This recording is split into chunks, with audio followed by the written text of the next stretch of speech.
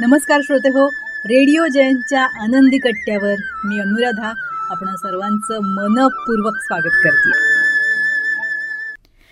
श्रोते हो, आजच्या आनंदी कट्ट्यावरून सद्गुरू श्री वामनराव पै यांचा जीवनावरचा एक अतिशय सुंदर विचार तुमच्यापर्यंत पोचवते.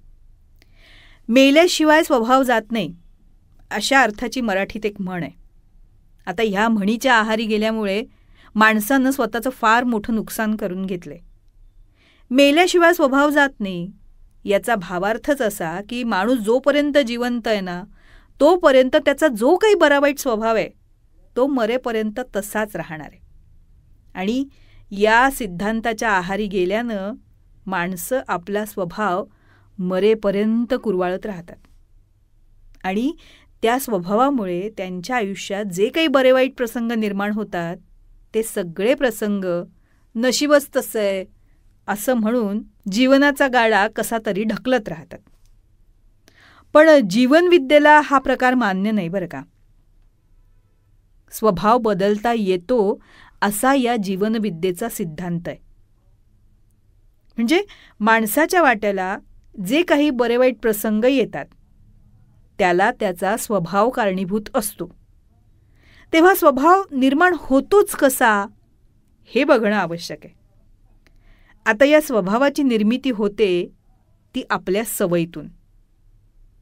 या सगळ्या सवयी आपल्या नित्यकर्मातून निर्माण होत असतात आणि आपल्या सगळ्या नित्यकर्मांना त्याच्या ठिकाणी नित्य निर्माण होणारे विचार कारणीभूत असतात.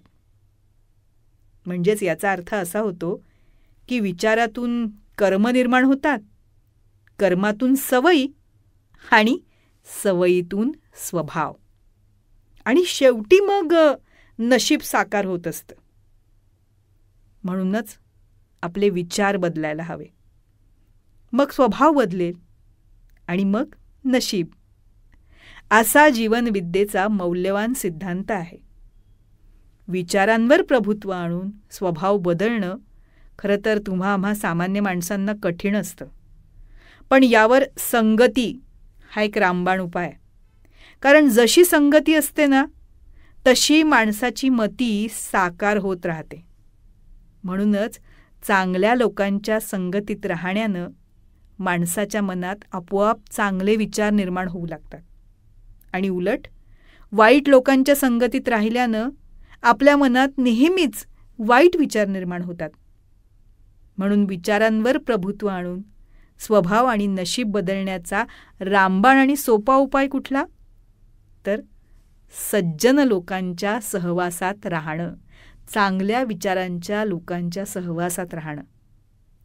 थोडक्यात सज्जन लोकांच्या संगतीत राहण्यानं जीवनाचं सोनं होतं आणि दुर्जन लोकांच्या संगतीत राहण्यानं जीवनाची माती. म्हणूनच जीवनविद्येचा सिद्धांत लक्षात घ्यायला हवा. माणसानं संगत धरताना सदैव सावध राहायला हवं. हो ना? हा होता आनंदी कट्ट्यावरचा आजचा सुंदर विचार. तुम्हाला तो कसा वाटला याविषयीची तुमची कमेंट बॉक्समध्ये नक्की लिहा. आणि त्याचबरोबर रेडिओ जयंतचे दर्जेदार कार्यक्रम ऐकण्यासाठी रेडिओ जयंत लाईक करा, शेअर करा आणि सबस्क्राईब करा. रेडिओ जयंतचं सबस्क्रिप्शन फ्री आहे. आणि त्याचबरोबर नोटिफिकेशनसाठी बेल आयकॉनवर क्लिक करायला सुद्धा विसरू नका.